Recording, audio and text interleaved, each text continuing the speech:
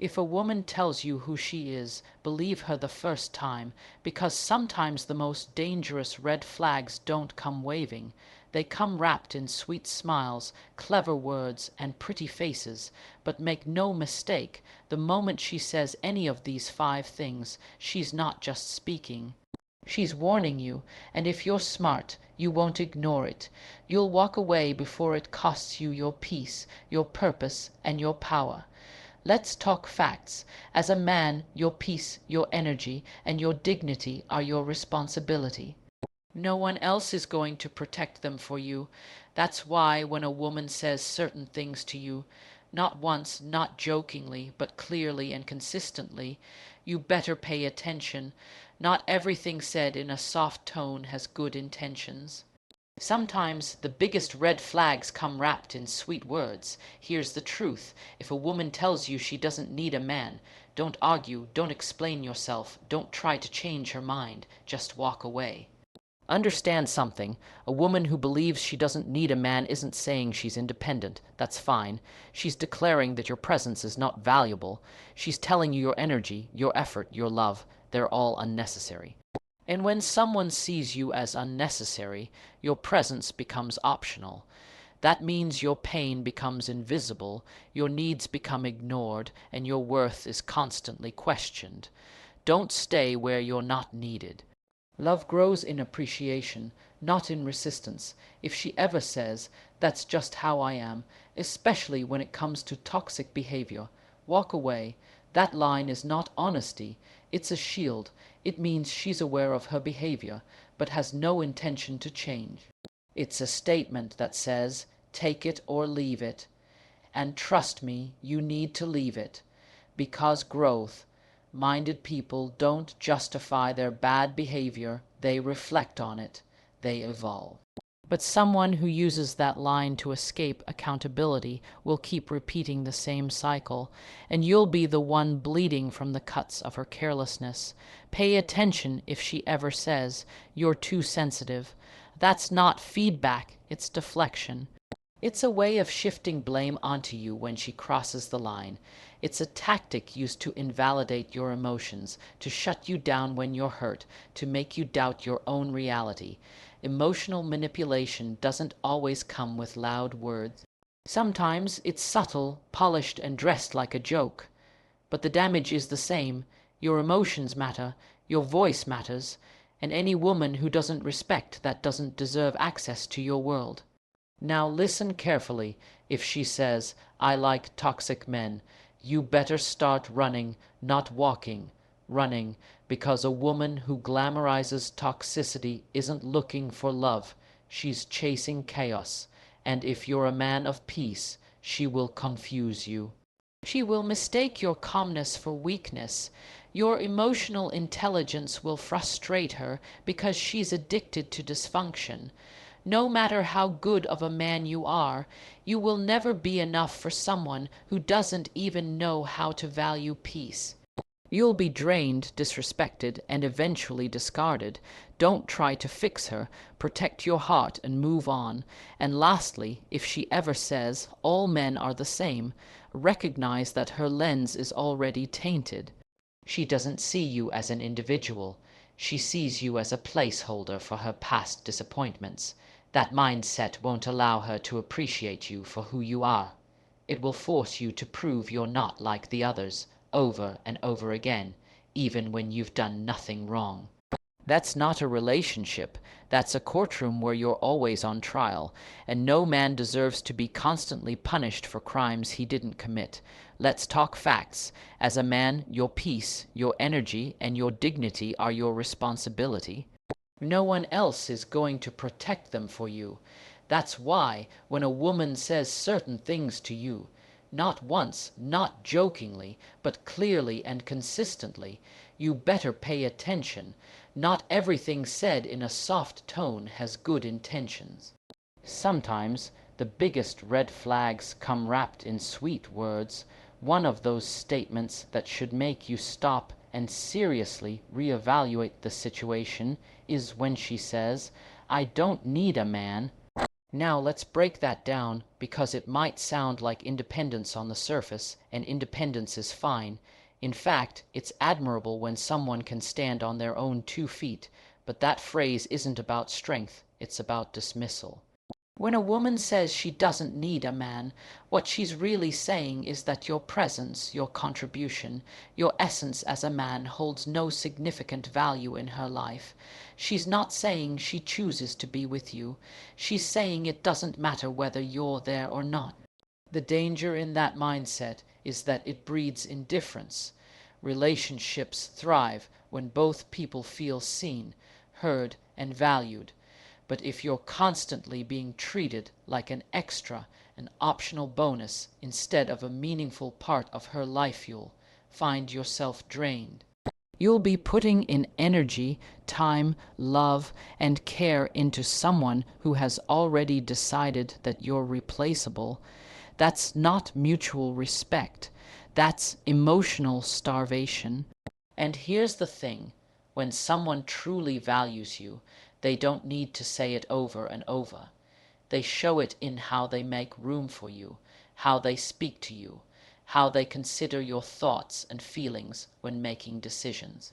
A woman who respects and desires a man in her life doesn't go out of her way to remind him that he's not essential. Instead, she honors his role, his presence, and his effort. Now, some men fall into the trap of thinking they can prove their worth to such a woman. They start overperforming, they begin to tolerate disrespect, they chase validation, they twist themselves into someone they're not, just to hear her say she wants them. But here's the harsh truth. If someone's belief system is built on the idea that men are unnecessary, no amount of effort on your part will convince her otherwise. She's already made up her mind. You're not fighting for love, you're fighting to be seen. That's a battle you'll never win. There's a difference between wanting someone and needing someone. And when a person wants you, there's admiration, desire, and choice involved. But when someone repeatedly tells you they don't need you, they're removing you from any position of emotional relevance. They're not giving you a seat at the table. They're allowing you to stand in the corner until they're bored. That's not love. That's control disguised as empowerment. And if you're not careful, you'll start believing that your needs don't matter, your boundaries are negotiable, and your value must be proven over and over again. Relationships are not about dependency, but they are about mutual value, and a woman who truly wants to build with a man does not use her independence as a weapon. She doesn't belittle your role or undermine your presence. She knows that being strong doesn't mean being dismissive. It means being aware of what both people bring to the table and choosing to build together. So when a woman says she doesn't need a man, don't rush to defend yourself or try to change her perspective. Just take a step back and ask yourself one question. In a relationship where I'm not needed, where do I go from here? Because being with someone who constantly devalues what you offer is a slow road to emotional erosion. If she ever says, "That's just how I am," you need to pause and really think about what that means, because those words are not harmless. They're not just an expression of identity. They're a subtle warning. That sentence is often used as a shield, something people hide behind to avoid accountability, growth, or self-awareness. When a woman uses that phrase in the middle of a disagreement, a moment of disrespect, or after doing something hurtful, she's not just describing her personality. She's drawing a line in the sand and letting you know that she has no intention of changing, no matter how much it affects you. And that's not strength, that's resistance to growth, that's emotional immaturity disguised as authenticity. Now, everyone has flaws. No one is perfect, and relationships naturally bring out certain habits or behaviors that need to be worked on. But what makes a person worth growing with is their willingness to reflect, to listen, and to evolve. not just for the relationship, but for their own personal development. When someone says, "That's just how I am," they are refusing that process. They're making it clear that their behavior is fixed, and if it's toxic, rude, dismissive, or inconsistent, you're expected to accept it without question. That's a power play. That's not a partnership. A woman who uses that phrase as a response to feedback is not looking to build a healthy relationship. She's trying to control the dynamic. She's making you feel like your standards are unreasonable, like your need for respect or understanding is somehow an inconvenience. Over time, this kind of response will wear you down. You'll begin to second guess your reactions. You'll start to feel guilty for wanting more. You'll shrink yourself just to avoid confrontation, and that's not love. That's survival mode. Real connection requires effort. It demands self-awareness. It involves two people who are willing to examine their patterns and make changes when necessary. It's not about being perfect. It's about being honest enough to say, "I was wrong," or "I see how that hurt you," or even, "I'm trying to do better." That's the language of emotional maturity. That's the energy of someone who is capable of building something lasting and real. But when you're dealing with a woman who is more committed to her comfort zone than your shared future, you'll constantly hit a wall. You'll find yourself explaining the same thing again and again, hoping that one day she'll get it. But she won't, not because she can't, but because she doesn't want to. Her declaration of "that's just how I am" is not an invitation to understand her. It's a demand for your silence and submission. You'll notice it in small things first. She might dismiss your opinions, ignore your boundaries, or laugh off your discomfort. And when you bring it up, she'll say it again. That phrase will become her armor, and you'll feel like the enemy for even trying to get close. It creates a dynamic where only one person's feelings matter, and in the long run, that imbalance will destroy your confidence. You'll feel like you're the problem when in reality, you're just trying to hold space for both people in the relationship. But she's only holding space for herself, and maybe she's been through things that made her build that wall. Maybe she learned to survive by being rigid, defensive, or emotionally unavailable. But it's not your job to break down that wall. It's not your responsibility to absorb damage while she refuses to evolve. Love is not about accepting whatever version of someone they present on day one and never asking for more. It's about growing together, challenging each other respectfully, and becoming better as a unit. But if every time you speak up, she shuts you down with "that's just how I am," you're not in a relationship. You're in a one-sided arrangement where you're expected to compromise everything while she refuses to shift even slightly. Pay attention if she ever says you're too sensitive. That statement might seem small in the moment, maybe even said with a laugh or a smirk, but it carries weight. It's not just a casual remark, it's a subtle and dangerous form of emotional manipulation. It's a way of turning the spotlight away from her actions and putting the blame on your reactions. It's how accountability is dodged and how your emotional reality is slowly invalidated. When a woman tells you that you're too sensitive, she's not acknowledging your feelings. She's dismissing them. She's saying that your pain, your discomfort, your disappointment doesn't matter, not because it's not real, but because it's inconvenient for her to address. It usually happens when you've opened up, when you've made yourself vulnerable, when you've tried to communicate something that bothered you. Maybe she said something disrespectful, maybe she crossed a boundary, and instead of listening, instead of asking why it affected you that way, she throws out that phrase as a shield. That's not a sign of emotional maturity. That's deflection. That's her saying, "I don't want to take responsibility, so I'll make you feel like you're the problem."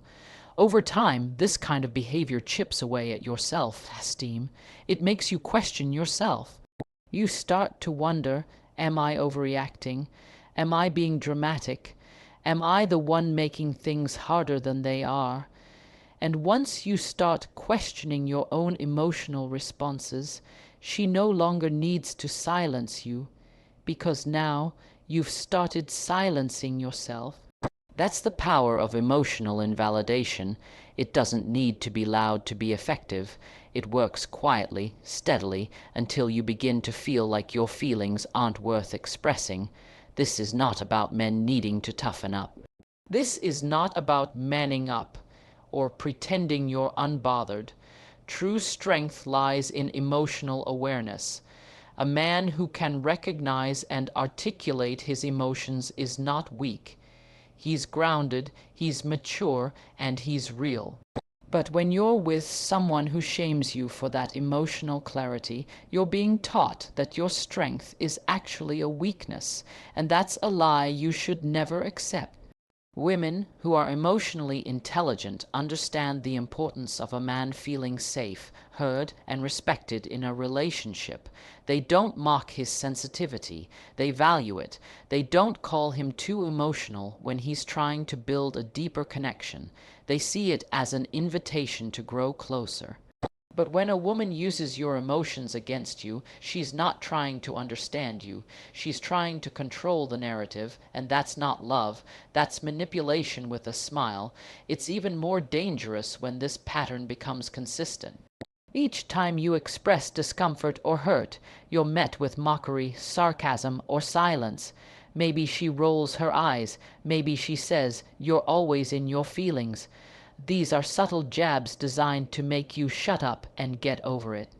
But the truth is, real relationships don't thrive on suppression.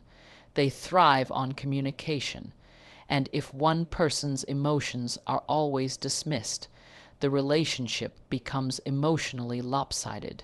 You'll notice you stop opening up.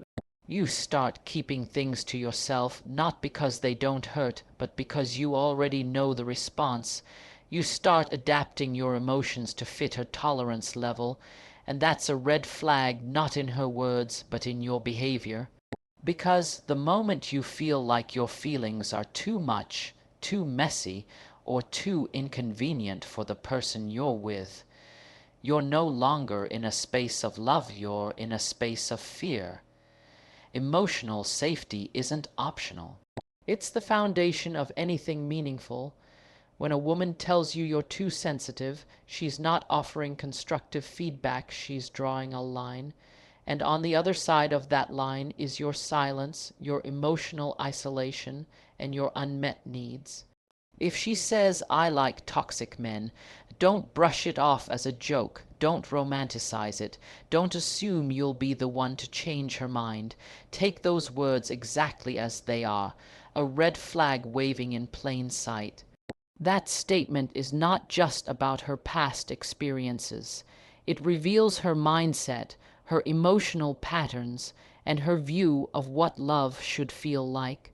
When someone says they like toxic men, they're telling you that their definition of attraction is rooted in chaos, control, instability, and emotional drama. And if you're a man of peace, a man of intention, a man who leads with calm energy, you will not be admired in that dynamic. You will be misunderstood, undervalued, and most likely rejected for being too boring. People who crave toxic relationships often associate peace with dullness. To them, emotional safety feels unfamiliar. Stability makes them anxious because they've become addicted to the adrenaline of dysfunction. They equate disrespect with passion, inconsistency with mystery, and emotional detachment with power. That's not love, it's survival bonding. And if you enter into a relationship with someone who hasn't healed that wound, you'll spend your time competing with her trauma, not connecting with her heart. You'll give her consistency, and she'll mistake it for routine. You'll offer vulnerability, and she'll call it weakness. You'll speak calmly during conflict, and she'll feel unheard because she's used to screaming matches. It doesn't matter how kind, thoughtful, or emotionally intelligent you are. She won't see it as strength. She'll see it as something she can't feel chemistry with, because her idea of love has been shaped by instability, and if you don't feed into that chaos, you'll feel like you're never enough. She may say she wants a good man, but her choices reveal otherwise, and that's not your burden to carry. Your role is not to prove that healthy love exists. Your job is not to teach someone how to receive something they're not ready for. You'll only exhaust yourself trying to meet expectations that were never built for someone like you.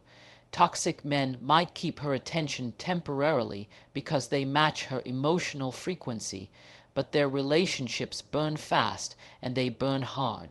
That's not something you should try to compete with. When a woman says she likes toxic men, she's confessing a cycle, and cycles don't break just because someone new enters the picture. They break when a person becomes self-aware, heals, and chooses differently. Until then, you'll be trying to love someone who doesn't even know what love without pain looks like, and that will leave you confused, drained, and possibly questioning your own worth. You'll start to wonder if maybe you should be colder, more distant, more emotionally unavailable, just to keep her attention. But the moment you start compromising your peace to meet someone in their chaos, you've already lost yourself. Relationships built on dysfunction do not grow. They explode, implode, or stagnate. And if you're someone who values growth, communication, and respect, you cannot build anything lasting with someone who finds comfort in toxicity. Her attraction to toxic men is not just a preference. It's a warning about where she is emotionally, what she believes she deserves, and what kind of love she's willing to tolerate. That's not a space you want to step into if you're building with purpose. Trying to love someone who is addicted to toxic patterns will feel like speaking a language they can't understand.